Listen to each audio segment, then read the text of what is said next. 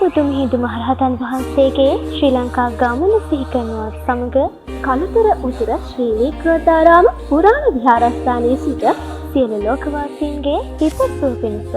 පොසොන් පොහෝ දින වැටකී සරණයි.